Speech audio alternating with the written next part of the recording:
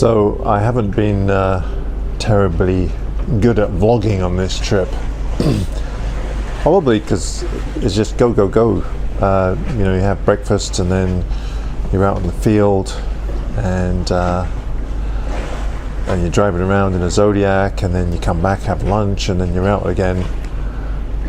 But I will say that this is just a remarkable experience, and I feel very fortunate to be able to come out here and check this area out. As you can see, the scenery is just stunning.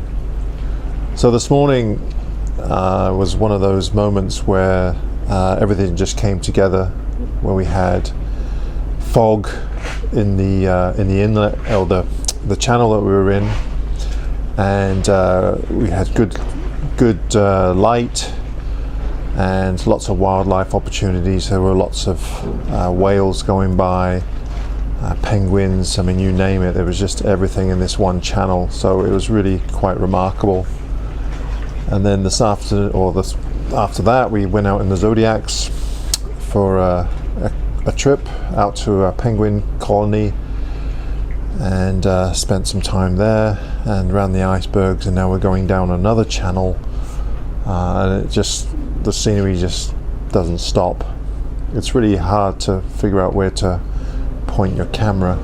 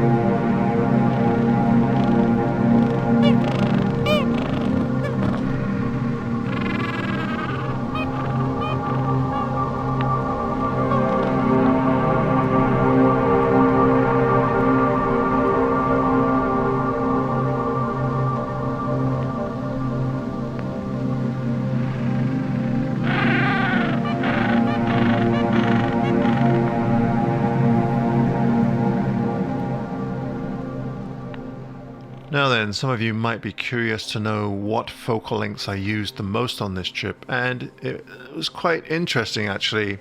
So if you watched the first video in this series, and if you haven't, I'll leave a link up in the corner here. I took with me a Fujifilm GFX 100S, a 23mm f4 lens, a 32-64 f4 lens, a 1-200 5.6 lens, and a 1.4 Telling inverter, which is actually better on the Fujifilm 250mm lens, but I use it on the 1-200 and it works fine. There is a little bit of vignetting though.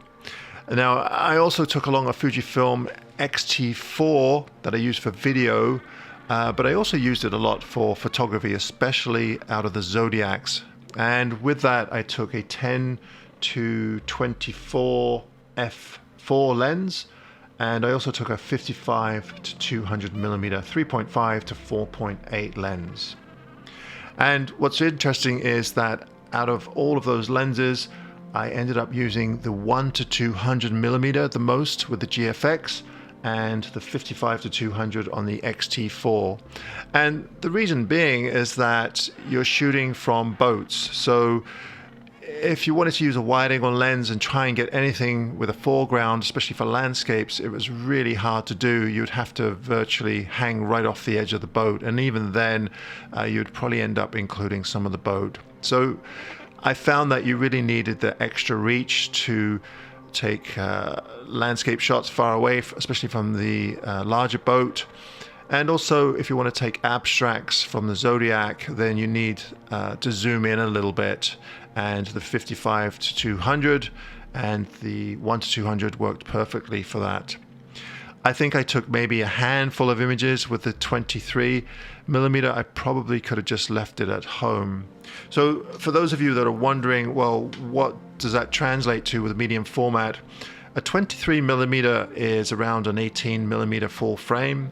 A 32-64 is around 25-51mm, 1-200, 79-158, And then, of course, you can extend that a little bit with the 1.4 teleconverter.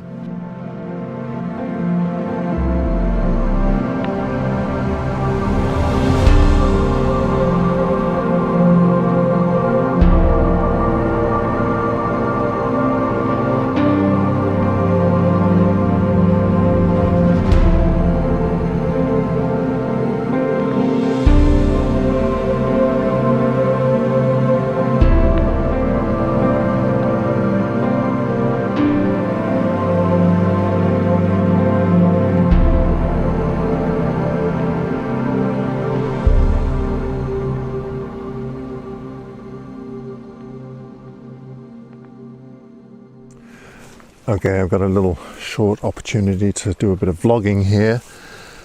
As you can see, we have these fantastic icebergs in this bay here.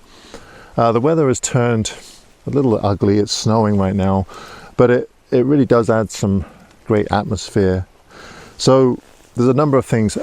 Throughout this whole trip, I've been just shooting panos. It just seems to lend itself to this type of environment really well, especially with a lot of the mountains, because they're similar heights. So there aren't, well, I shouldn't say there aren't any prominent mountains, because there are, but some of the situations we've come across, most of the mountains are the same height. So the pano just seems to work really well. And you can see in this, we have some rock in the foreground, and then we have this nice arching snow in the foreground as well. So I've taken some really wide shots with the snow and these, I guess they're kind of small seracs in the foreground here. And then we have those beautiful ice blue icebergs in the background, kind of strewn all over the place. And then the fog. And I know it cleared up a little bit earlier, and there was a massive mountain in the background. It's too bad the clouds moved in, but you know, you got to work with what you have. Now the only thing I have to be careful of is shutter speed, because some of these icebergs are moving quite a bit. So I'm trying to keep it around that 100th of a second f16, and I'm ISO 400, and that seems to be working quite well. I really wanted to do a few shots with ND filters and smooth out the water even more, but it doesn't really work that well because too many of the icebergs are moving around. So apart from that, the water's pretty smooth right now on its own anyway, so it's not terribly distracting.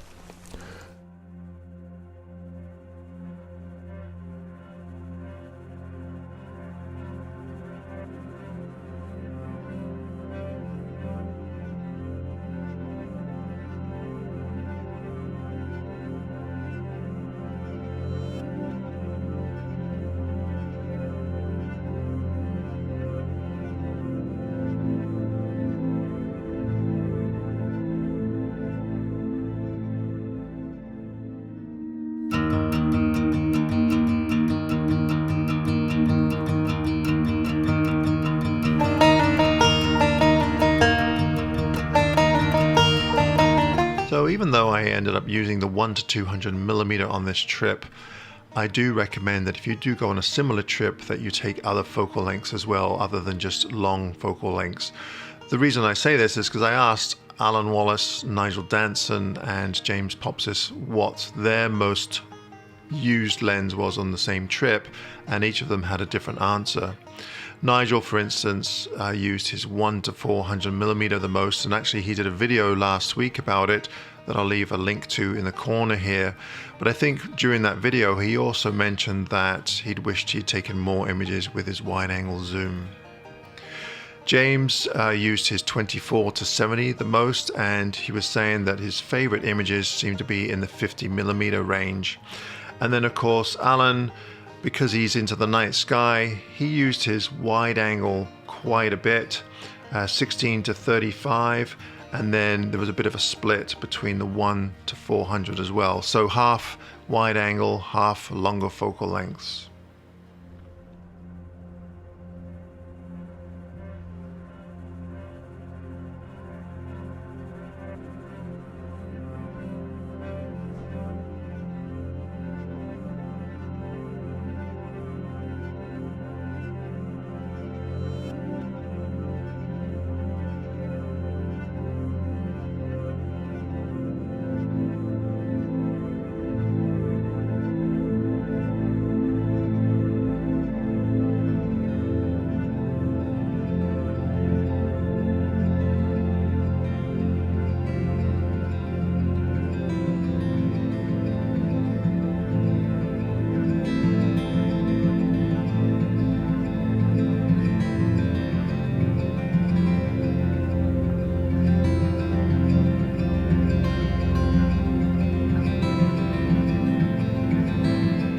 thank you ever so much, everybody, for watching this week's video. I really appreciate it.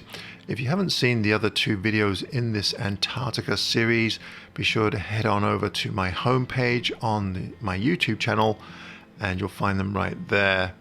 If you did enjoy this video, please be sure to give me a thumbs up, as it's much appreciated.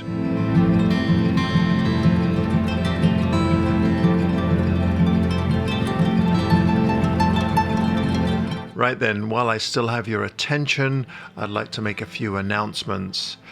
On May the 27th to the 29th, 2022, I'll be the keynote speaker at the Light Chasers Nature Photography Conference. That's at Pincher Creek, Alberta. If you'd like to find out more about that conference, be sure to head on over to their website.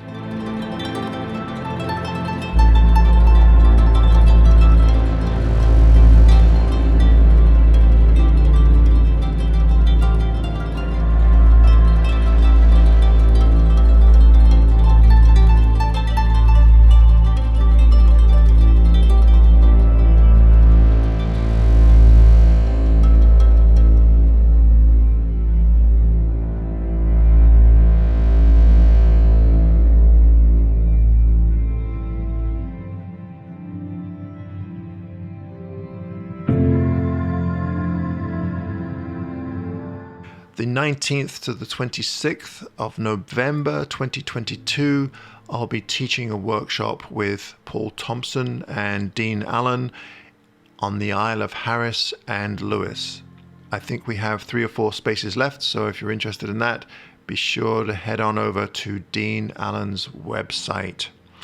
Also, I've had a lot of emails and texts and so on about workshops and whether I'll be holding any workshops on Vancouver Island. At this point, I haven't made any plans, but I'll be sure to send them out in my newsletter.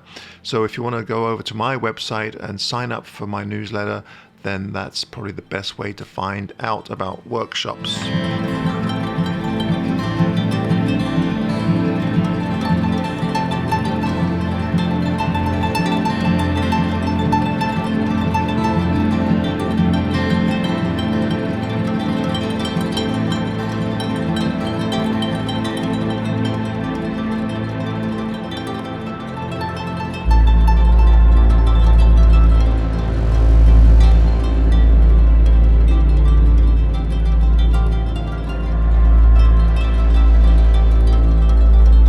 Lastly, for those of you that might be interested, I do have some new Quiet Light merch. Namely, I have a 5-panel baseball cap with a nice leather patch logo. So if you'd like to pick up one of those, again, just head on over to my website and you'll find it in my store.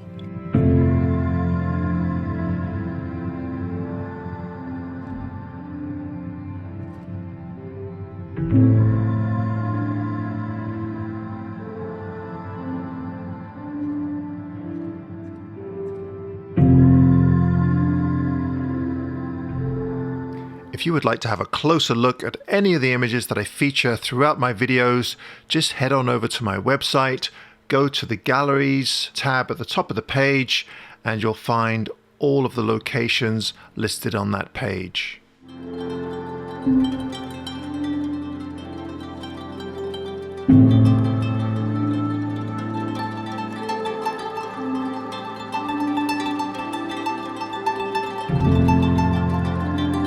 Until next week, thank you ever so much.